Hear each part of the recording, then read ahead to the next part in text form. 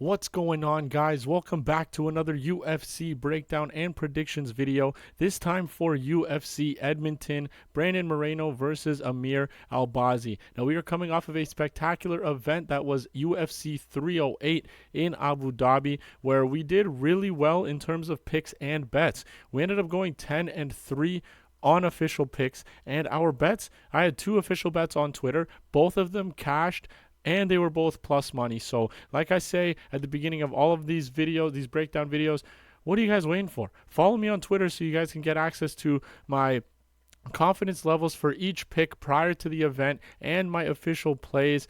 I only had two for UFC 308, like I mentioned. One was my most confident picks parlay, which is a parlay of my most confident picks, which I have for each event. It ended up cashing. It was Fakhretdinov, Jeff Neal, and Lerone Murphy. Obviously, we got away with that Fakhretdinov fight, but we were on the wrong end of shitty decisions a lot, so it was nice to kind of be on the right side this time. And we also hit a prop, which was a plus 200 Jeff Neal by KO TKO, which obviously ended up cashing due to the RDA injury in round number 1. Regardless, we went 2 for 2, both plus money plays. So make sure to follow me on Twitter. Limpy bets, 2 Ys at the end of Limpy.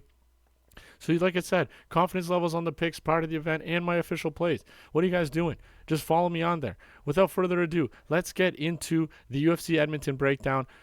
Make sure you hit the like button, subscribe to the channel if you are new, and drop a comment down below with your thoughts on this UFC Edmonton event. Now, I don't think this is going to be the official bout order, but for right now, the event starts off with Jack Shore going up against Youssef Zalal. So this fight, if you guys have seen me break down fights prior to this video, you'll know that I actually am a pretty big fan of Jack Shore. I think he has the skill set to be a really good fighter, and he's still only 29, so he isn't aged at all. He's on the lower half of his career, I guess you should say, or the beginning half, however you want to slice it. But Jack Shore, being at featherweight, I think is his downfall. He isn't, I don't know why he decided to do that. He is kind of small for this division. I think most of his success will come at 135, but I don't know why he decided to stop cutting weight, all that stuff. But he does, in terms of his skill set as a fighter, he wants to wrestle, and he excels in the wrestling and grappling department, but he can also strike. He hasn't really found much success lately. I think he's only 1-2 in his last 3 fights. He lost to Joe Anderson Brito recently, where I actually picked him to defeat Brito, but Brito's kicks blew a hole in the shin of Jack Shore and then ended up getting stopped by the doctor. But like I said, I think featherweight, he's just a little too small. Now, where he excels in this fight, he's going to have a lot of issues with against somebody like Youssef Zalal. Youssef Zalal is on his second stint with the UFC, and since getting cut, he has kind of revitalized his career. He hasn't lost since getting cut, and he's 5-0. 2 of those fights coming in the UFC during his return. He submitted Billy Quarantillo in the second round in his return bout, and he submitted Jarno Aarons in the first round of the next fight. So in terms of like skill level, Jack Shore is going to be better than Jarno Aarons, but Billy Q is a really tough fight, and it's really impressive that he was able to submit him. Now, Zalal is going to be able to compete in the wrestling, in the grappling. He might actually have the advantage in the grappling, and he'll have the advantage on the feet as well. This new revitalized and motivated Youssef Zalal is going to give a lot of people in this division issues, and I think it starts with Jack Shore on Saturday night. I don't think Jack Shore has the skill set, and he's just a little too small for this particular division. I think he should go back down to 135. But like I said, I don't know why he decided to come up to 145. Regardless, I think Zalal in this matchup is just the better fighter basically everywhere. I don't think Jack Shore is really going to have an answer for him. And the sneak peek, Youssef Zalal is probably going to be the first leg of my most confident picks parlay for this UFC Edmonton event. So I will go with Youssef Zalal to start off this card. Let's move on. We have a women's flyweight bout, Jamie Lynn Horth going up against Ivana Petrovic. Now this fight, I personally think it's more of like a 50-50 fight. Now I do make my picks prior to seeing what the odds are, and I was shocked to see that this wasn't closer to a pick'em. Jamie Lynn Horth is a 2-1 favorite, which is absolutely insane for me considering neither of these girls have really shown much since entering the UFC. Jamie Lynn Horth 1-1 in the UFC. Ivana Petrovic, same thing, 1-1 in the UFC. Jamie Lynn Horth is coming off of a loss to Veronica Hardy, where I'm not gonna kind of shame her too much for that. Hardy is a tough opponent. She's very quick on the feet and she's very elusive. So it was hard for Jamie Lynn Horth to really pinpoint her location in that fight. Regardless, her only win is against Haley Cohen, who was highly touted when she was entering the UFC, but really hasn't shown much. And is arguably not UFC level. Now on the Ivana Petrovic side, same thing, 1-1. Her UFC debut, she lost to Luana Carolina, who can be a tricky matchup for some girls. And in her last fight, she went to war with Na Liang, which obviously isn't that great of a look because Na Liang isn't the best fighter, also arguably not UFC level. But in that first round, we know that Na Liang is extremely dangerous. Petrovic was able to weather that storm and then eventually get Na Liang out of there in that third round. Now, the reason why I think this is more of a 50-50 fight is because neither of these ladies really excel anywhere, and I think they can compete with each other everywhere. The advantage that you give Jamie Lynn Horth, though, is that physicality. A lot of analysts mentioned that this week that Jamie Lynn Horth is a big girl. She's strong. She can kind of have that bullying style where she takes down her opponents and kind of does her best work in that regard. But Petrovic is the taller and longer fighter. The physicality part, yes, I will give to Horth, but somebody like Petrovic has she has good grappling. She will be able to possibly find her way back to the feet if Jamie Lynn Horth does get a hold of her. I can also see Ivana Petrovic kind of gauging that distance. She has a 5-inch reach advantage. She's also the taller lady in this matchup, and I think that'll, if she has like a similar style to Veronica Hardy, where she is quick in and out, backs up, kind of like stays on the outside and avoids Horth getting a hold of her for any throws or trips, possibly clinching up as well to get her down to the ground, I think she can find a lot of success. Thankfully, she does have that grappling in her back pocket, but I think it will do her, she will be doing herself a favor if she can completely avoid any like clinching or wrestling scenarios with somebody like Horth, who will have the physicality advantage. But like I said, I don't understand how the odds aren't closer. This is more of a 50-50 fight. And in 50-50 fights, I like to go with the value side, and that is Ivana Petrovic. She's like a plus 170 underdog, and I'm not picking it just because of the value.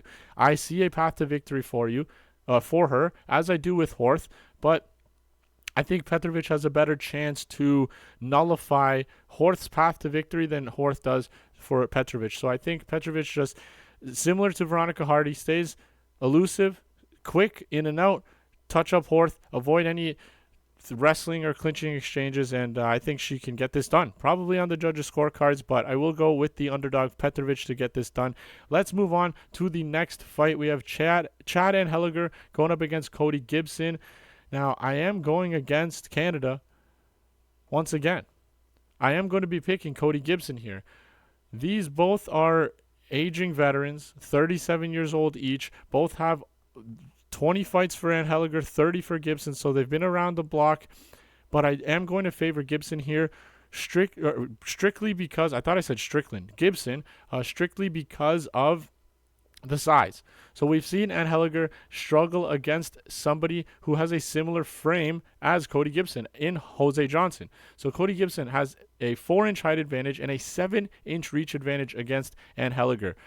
That being said, Anheliger is a little bit tricky on the feet. He does a lot of movements. I don't want to say like Dominic Cruz-esque, but it kind of, like the way he dips his head and stuff like that, I can see a little bit of a resemblance in terms of that little section there for his fighting. But Cody Gibson is going to find success staying at range, sticking out those straight shots, chewing up the legs, teeps down the middle. I think that's going to be successful for him. Now, Gibson has an extreme advantage in the grappling. The guy has good submission grappling going up against Anheliger, who in 7 pro losses has been submitted 6 times, including a submission loss to Jose Johnson, who, like we mentioned, is very similar to somebody in Cody Gibson as far as the frame goes. So I can see a lot of success on the Gibson side in this fight. And I can honestly see him probably wrapping up a submission, either like a guillotine from a sloppy shot from Chad, or if Cody Gibson ends up finding a takedown during some of the exchanges, I can see that as well. But I'm not going to put my house on the Cody Gibson by sub, but that's how I think this plays out. I think Gibson gets this done. And yeah, that's going to be my pick for this matchup. Let's keep rolling. We got Sidey going up against Garrett Armfield. And once again, I'm going to go against Canada. Now, guys, I just want to mention, I actually am Canadian. I try my best not to be biased, and I hope, hopefully I can continue doing that. But I'm not just going to pick the fighters because they're Canadian. I'm going to pick the fighter that I think gets it done. And in this matchup, I actually really like Garrett Armfield. I've seen people mention that Armfield is going to struggle with the frame, the height, and length of Sidey, but I can see Armfield finding success in the striking. Now, I know I just broke down a fight with a similar size discrepancy in Chad Anheliger versus Cody Gibson, and I favored Cody Gibson because of the frame, and now I'm going complete opposite. The reason for that is I really like Garrett Armfield's boxing. I think his boxing is going to be more effective than Sidey's kickboxing, and I know that Sidey can stay at range, throw out lots of kicks, and kind of avoid any in-the-pocket exchanges from such a good boxer in Armfield. But I honestly don't think he's going to find that much success doing so, because in his previous fights we've seen that he doesn't fight the entirety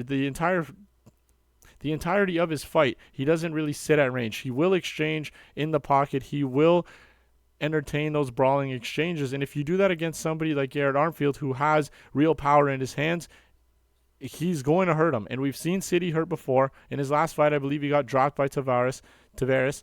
In that fight, he was also an absolute bloody mess. That was a back and forth war, which Sidey arguably won.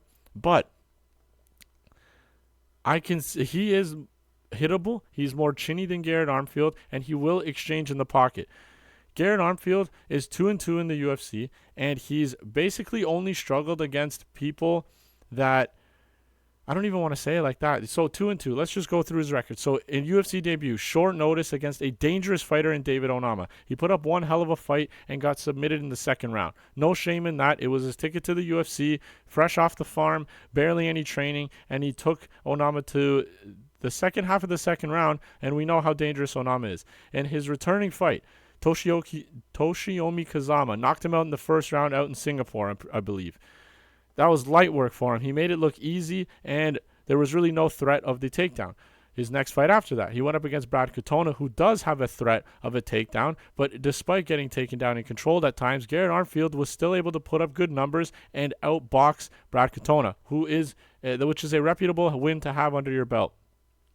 In his most recent fight, he got submitted in the third round by Brady Hiestand because he ended up gassing. But prior to that, he was able to light up Brady multiple times. His boxing was clean, crisp, powerful. He ended up dropping Hiestand in one of the exchanges during that fight. But in typical Brady Hiestand fashion, I don't think I've watched a Brady Hiestand fight where he isn't in trouble and then eventually works his way back and outdogs his opponent and win. And that is exactly what happened to Garrett Armfield, unfortunately. Now, my reasoning for mentioning all of this is because Garrett Armfield only has to focus on the striking here. Sidey is not going to... His number one game plan isn't to wrestle. He's going to want to kickbox. And for the majority of this fight, I believe it will be a striking exchange. I don't see Sidey shooting any takedowns, and I don't see Garrett Armfield shooting any takedowns either. I can see Garrett finding his way into the pocket. I see Sidey exchanging in those in the boxing range as well, maybe not using as many kicks to stay at range as a lot of these analysts are saying he will. But I really like the hands of Armfield, especially as an underdog. I'm just going to take him to win. I think he gets this done. I have a lot of faith in Garrett Armfield. He's actually, I really like him as a fighter. So I hope he gets this done. And Garrett Armfield underdog money is always a good bet in my opinion. Next up, we have an extremely sloppy heavyweight fight: Alexander Romanov versus Rodrigo Nascimento. Let me take a sip of this tea. All right, so this is a pick'em. The odds are right down the middle, and as it should be, because this is Mr. Inconsistency versus consistency. And what I mean by that is Rodrigo Nascimento is Mr. Consistency because you know what to expect from him every single time he enters the octagon. He is a average fighter, mediocre, and he doesn't really excel anywhere except the grappling. His striking is decent, I guess. His wrestling is okay, but his grappling is really where he excels. Alexander Romanov, on the other hand, is Mr. Inconsistent. We never know what version of Romanov we're going to get. Sometimes he comes in a little fitter than usual, weighing in 230, 240-ish. He's not looking like a blob, and he comes in and he can ragdoll his opponents and absolutely dominate. But other times he comes in and needs to cut weight to make 265, looking sloppy, gassing out. So you really never know. With an Alexander Romanov fight, you really do have to watch his weigh-ins to see how serious he's taking the current matchup. I am going to favor Romanov in this fight because we've seen glimpses of domination on the Romanov side. On the Nascimento side, we've seen mediocrity multiple times in his fights. I don't think he's very good. If Romanov will be able to find the takedowns, I don't think Nascimento is going to have what it takes to keep Romanov off of him. The only thing that worries me, like I said, is the gas tank of Romanov and whether he's going to actually show up motivated and in shape for this fight. But I don't think Nascimento's that good. I'm going to favor Romanov here. As far as the bet goes, I don't know if I'm going to place a bet, but maybe I will. Probably during the event, but Romanov will be my pick. Let's move on to the next one. We got Charles Jourdain going up against Victor Henry. Now, I know I've been picking against the Canadian fighters so far to this point, but I will be favoring Charles Jourdain in this matchup. One thing to note, Charles Jourdain is moving down to 135. So it's always interesting to see how a fighter will perform in their new weight class. It doesn't always end up being a good thing. And that's why it's going to be important to watch Charles Jourdain's weigh-in as well as Romanov's, like we just mentioned, because we want to see how drained he is. We want to see how lean he is and how good he looks at a weight class below. Charles Jourdain is an extremely fun fighter. He walks forward. He's a brawler. He's a savage. He makes fights dirty, and he's always going to give you his best foot. He's always going to put his best foot forward. Now, he's going up against a veteran of the game, Victor Henry, who has 30 fights under his belt, and is, in this matchup specifically, he is going to be the more technical striker and just more refined fighter as a whole. Probably a higher IQ fighter as well, but keep in mind, he's 37 years old. This is a 9-year difference between these two gentlemen. And we know that at the lower weight classes, Victor Henry's getting up there in age, and it's not always a good thing to be fighting into this far into your into the career at this low of a weight class. Regardless, I do favor the technique of Victor Henry, and I think he is going to have a good game plan against somebody like Charles Jourdain. But I am going to pick Jourdain because eventually I think that Jourdain is going to find the range. He's going to make this a dog fight, which I think he will outdog Victor Henry. I just think Charles Jourdain is going to have more heart. He's going to make this fight dirty. He's going to make Victor Henry work. And despite Victor probably being the crisper fighter, I just see Charles Jourdain getting in his face, clinching up, piecing him up, like not piecing him up to the point where he's absolutely destroying him, but I just like the grittiness, the toughness, the heart of Charles Jourdain, and that's the exact kind of fight I expect from him here to get back into the win column, especially in this new weight class. But in terms of confidence level, I will wait to see how his weigh-in goes before I go all in on him. I actually do like the odds right now. I think he's like a minus 125, so we will see. But Charles Jourdain will be my pick, and for this match, I will side with Canada. Speaking of siding with Canada, we got another women's flyweight bout. Ariane Lipski going up against Jasmine Jasudavicius, and I will be going with another Canadian fighter, Jasudavicius, here.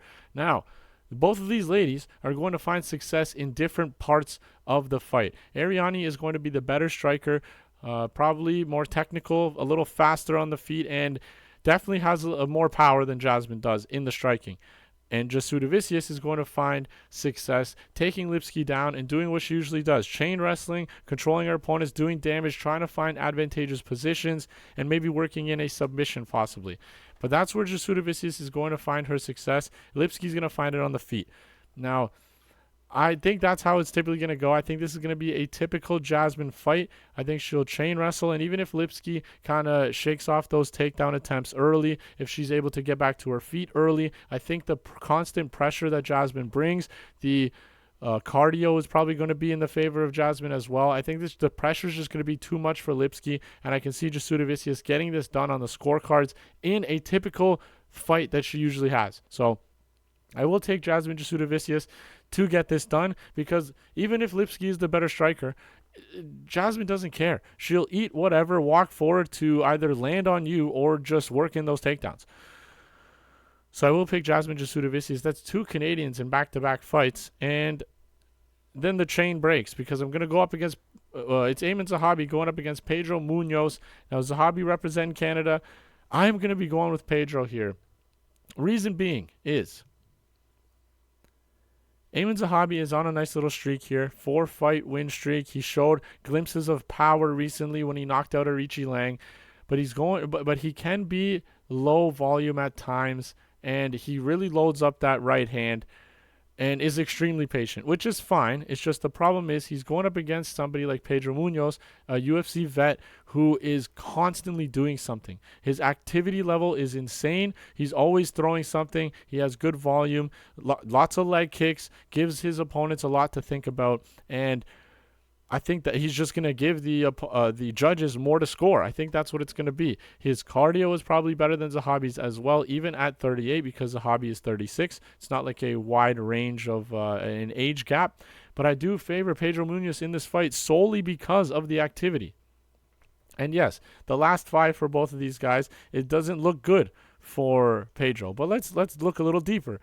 A lot of people are hating on him because he lost to Kyler Phillips. Nobody hated on him when he lost to Kyler Phillips before the Phillips versus Font fight. So, anyway, Phillips, he's a good fighter. Losing to him at Pedro's age is nothing to be ashamed of. Before that, Cheeto, okay? Before that, he beats Chris Gutierrez and actually knocked down Chris Gutierrez. That is a fantastic win to have. Sean O'Malley eye poke no contest. That was in the round 2, basically halfway through. He won the first round against Sean O'Malley, basically off of leg kicks, but he won that round off of a former champ. And before that, Dominic Cruz. And let's just keep running it. Then he lost Dominic Cruz, former champ. Jose Aldo, former champ. Then he beat Jimmy Rivera. Lost to Frankie Edgar, former champ. Lost to Aljamain Sterling, former champ. Like, his losses recently are to quality people. Now, if you go to the side of Eamon Zahabi, yeah, he's on a 4-fight win streak, but in terms of levels of competition, he enters the UFC, loses to Ricardo Ramos, got knocked out in the 3rd round, actually. Not a good look. Lost to Vince Morales, not a good look. Then he comes back, wins against Draco Rodriguez, decent win. Beats Ricky Turcios, decent win. Arichi Lang knockout, that's impressive because it was in like a minute, but decent win. And then he beats Javid Basharat in a fight where Javid really didn't do anything. It was arguably a Javid fight anyway. Regardless, my whole point in this is I favor the power on Zahabi's side. It's just he is too low volume and too patient for my liking to go and beat somebody like Pedro over 15 minutes. Like I said, Pedro's constantly gonna be doing something, and he's gonna give a lot more for the judges to score. So I will favor Pedro Munhoz here to get things done. Let's keep rolling. We are starting off the main card here with Mike Malott versus Trevin Giles. Make sure you guys hit that like button, subscribe to the channel if you are new, and drop a comment down below with your thoughts on UFC Edmonton. Starting off this main card, like I said, Mike Malott going up against Trevin Giles. Now, there's 2 things that worry me, and they kind of go together. So, Trevin Giles has a fantastic jab, and Mike Malott doesn't like to move his head. So that's going to be very stressful to watch, because Trevin Giles is going to find the mark with that jab on multiple occasions in this fight. Now, another issue. is the cardio, and it has to be mentioned because I'm sure you heard it all for in most of these MMA analysts' videos. Mike Malott, as we know in his last fight, was dominating Neil Magny throughout that fight, absolutely gassed out, and got finished in the third round by an aging Neil Magny. So obviously not the best look, but hopefully he took that fight, realized that that's one big thing he needs to work on, and hopefully he did so. All we can do is hope, especially when it comes to cardio improvements. But as far as it goes, Mike Malott's going to be able to find success wrestling somebody like Trevin Giles, which hopefully he does sooner rather than later in this matchup, because like I said, that jab is going to just keep snapping Mike Malott's head back. But I think he's going to be able to find those takedowns, put some work in on Trevin on the ground, and then eventually wrap up a submission. An interesting thing is, if you guys are also on the Mike Malott side, Mike Malott's a decent favorite. I think he's like minus 225-ish, something like that last time I checked. Something is around those lines.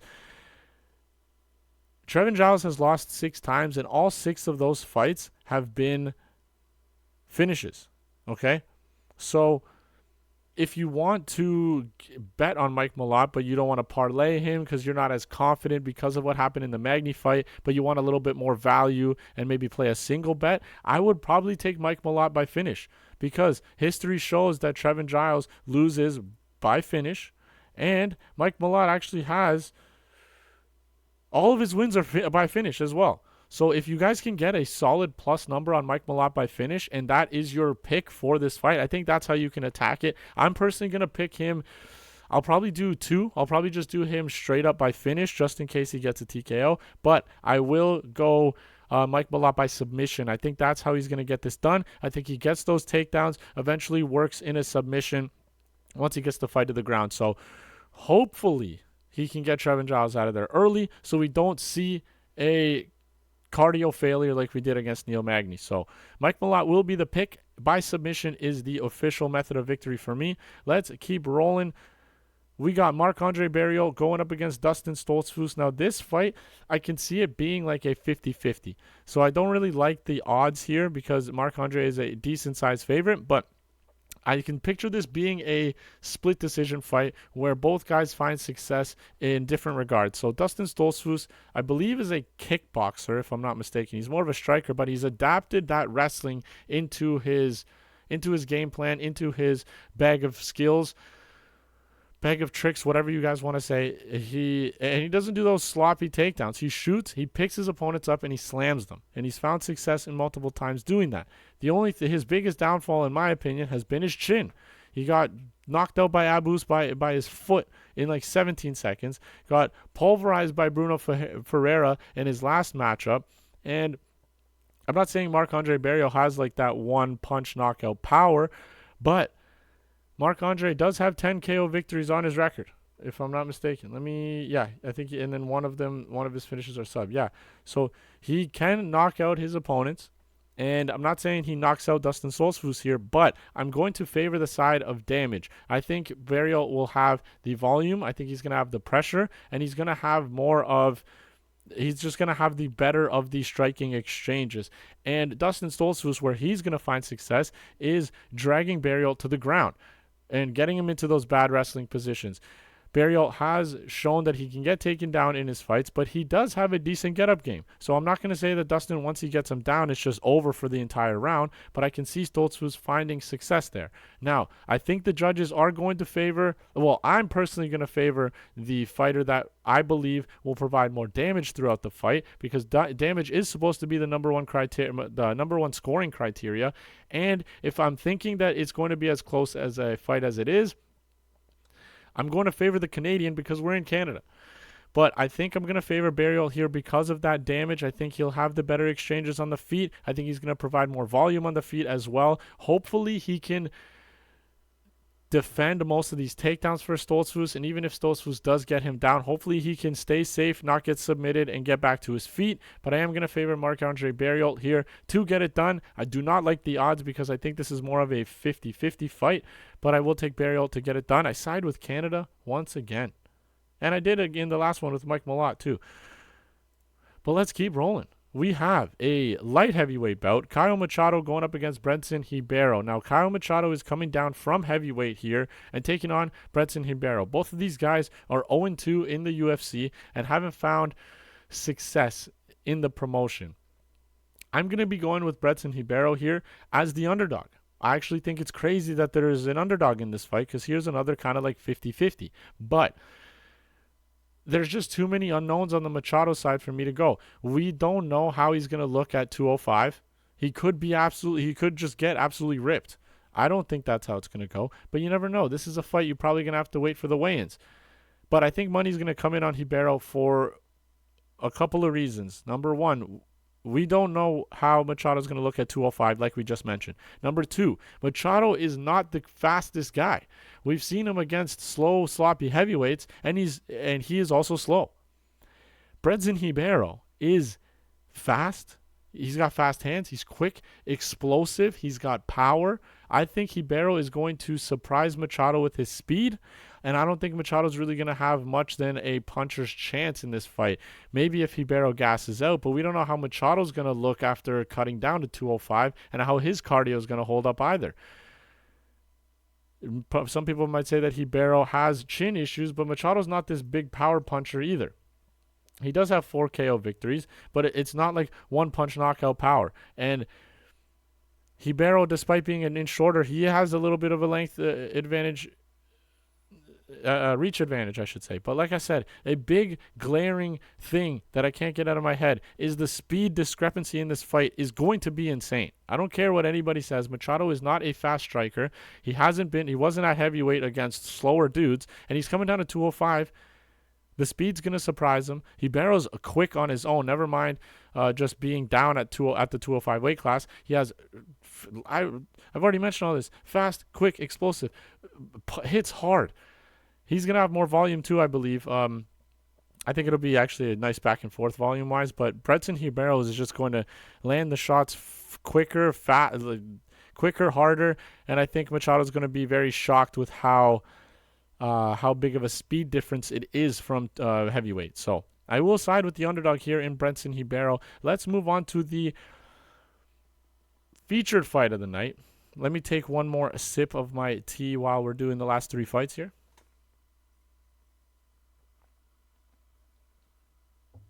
Raspberry mint. All right, so we got everybody's favorite fighter, Derek Lewis, going up against Jonathan Diniz. Now, the king of KO. The king of KOs always has an opportunity to win, especially going up against solely a striker like Jonathan Diniz. If Derek Lewis doesn't have to worry about those takedowns, he can focus more on landing that big strike. I don't think that happens against Diniz, and I'll tell you why. So, Diniz is a technical kickboxer. He also hits extremely hard. I have picked Diniz in all 3 of his fights under the UFC umbrella. On the Contender Series, I picked him against Carl Williams his last time out, and I picked him against Austin Lane. Now, Diniz has struggled with people taking him down and controlling him on the mat there. We saw it in both of his UFC fights so far. Derek Lewis, despite having glimpses, I don't think he's going to do that. I think he's going to strike with Jonathan Diniz and try to land that big strike like he usually does. I don't think it's going to happen. I think technique-wise, Diniz is going to see those big shots coming. I think he's going to avoid them, touch up Derek Lewis in a few exchanges, and I think he's going to land that one big bomb that puts Lewis away. And I don't think it's going to be like a flat-out KO. One reason why I can't get behind Derek Lewis in this specific matchup is because we've seen him quit before. And I don't want to say, oh, he's throwing fights. That's not what I'm saying. When he faces a little bit of adversity, gets hit really hard by a strike, he packs it in. All right? So against Jourdain Almeida, that isn't an example that I like to use for this specific matchup because he beat him with wrestling. In his loss to Sergey Spivak, same thing. Got submitted in the first round. Not a good look. Before that, this is the things that I'm going to... These are the fights. Sergey Pavlovich, 55 seconds. Yes, people say, oh, he was getting up, da-da-da-da. Got put away. Pavlovich is a scary dude. I get it. Tai Tuivasa, elbow knocked him out in the second round. It looked like once a big... And I think Lewis was just fed up with getting hit. Tai Tuivasa wouldn't fold over. And one huge shot that could get him out of the fight. I think he packed it in. And then his loss before that, Zalal gone. That was a round 3 KO. I'm not going to say he quit on that one because Zalal Gone also is an absolute beast when it comes to the kickboxing. But my whole point with saying this is if there's too much adversity for Derek Lewis to go through, striking wise, like hitting wise, I think he's just going to pack it in, honestly. I think that's what it is. I no shame in that. This is probably what's caused such longevity in his career to be on his 41st fight. But I can see Diniz getting it done. Let's move on. We got a women's flyweight bout. Erin Blanchfield going up against Rose Namajunas in a 5-round co-main event. All right? 5-round co-main. Now, I've been a somewhat of a Rose Namajunas hater.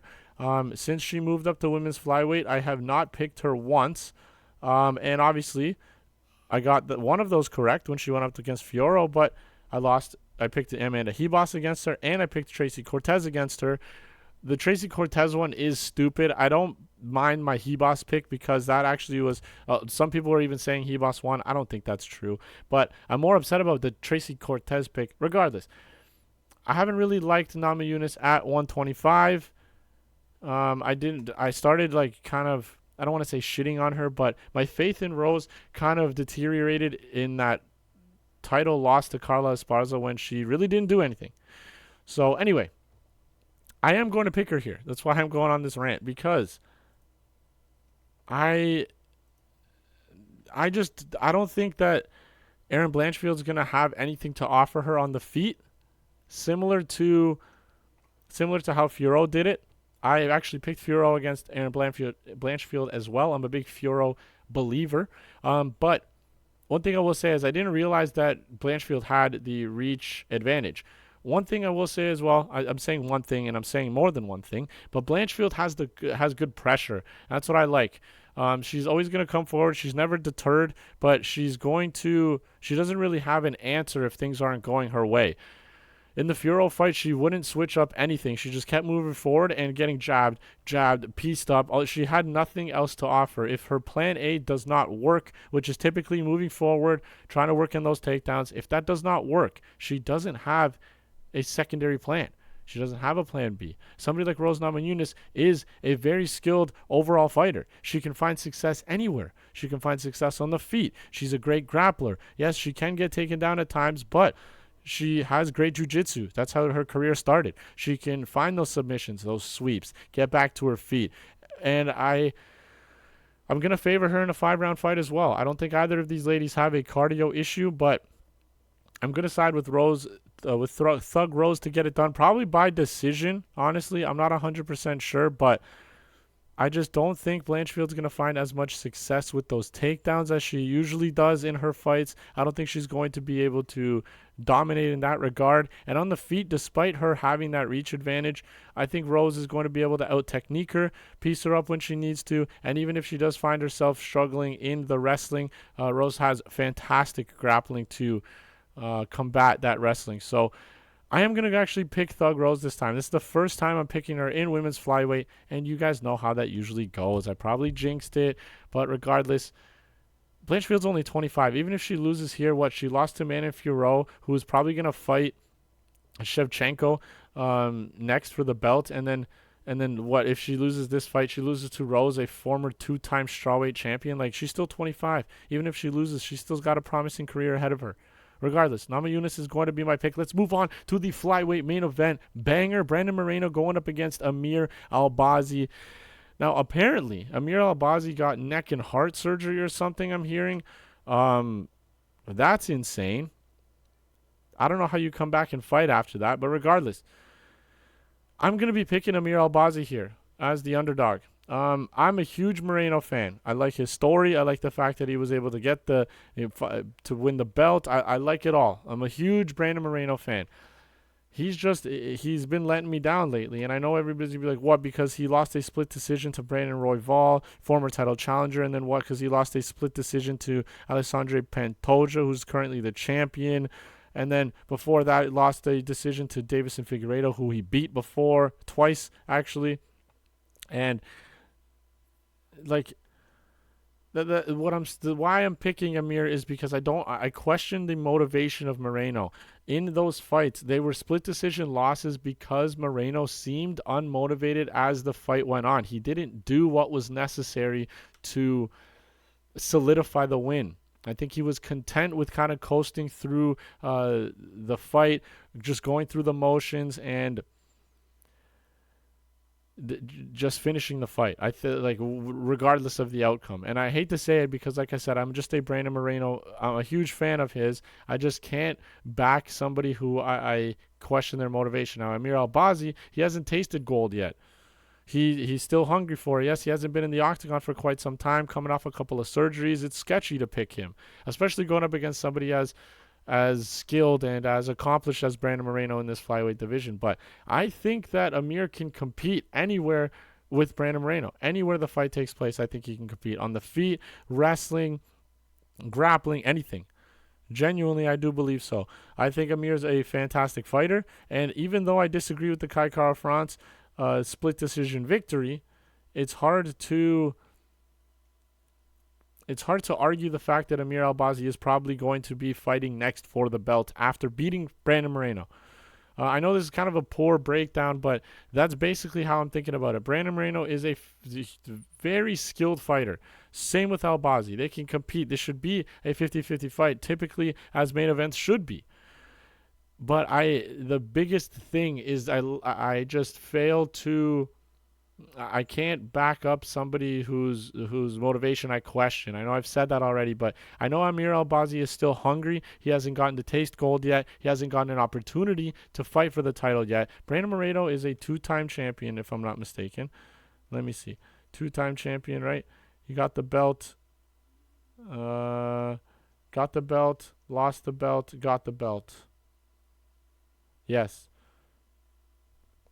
A two-time champion. He's been there. He's done that. So that's basically, I don't want to stretch this on longer than it has to be. But I think Amir competes heavily with Moreno throughout this fight. I think it's a nice back and forth. I can see it even being another split decision. But when it comes down to the nitty-gritty, I think Amir Albazi finds it within him to stay motivated throughout the fight, do what needs to be done to get that win. And I can see Moreno letting me down again, like he did in the past two fights where he had the opportunity to win. It was right there, and he just didn't put his foot on the gas and do what was necessary to completely get it done. So call that breakdown corny of my reasoning, whatever you want. I'm going with Amir Albazi here, and that's going to be the breakdown for all these picks. Now let's go. We can count how many Canadians we have in this. So there is 1, 2, 3, 4, 5, 6, 7. There's 8 Canadians, and I picked 1, 2, 3, 4. I picked 4, so I picked half of them. That's not bad. Anyway, let's run through these picks one more time, as we usually do. Youssef Zalal, Ivana Petrovic, Cody Gibson, Garrett Armfield, Alexander Romanov, Charles Jourdain, Jasmine Jasudavicius, Pedro Munhoz, Mike Malott, Marc-Andre Barriault, Brenton Ribeiro, Jonathan Diniz, Rose Namajunas, and Amir Albazi. Those are the breakdowns. Those are my predictions. Guys, make sure you hit that like button if you haven't already. Subscribe to the channel if you're new, and drop your comments down below with your thoughts on UFC Edmonton as an event. Thank you guys so much for watching. I'll see you in the next one.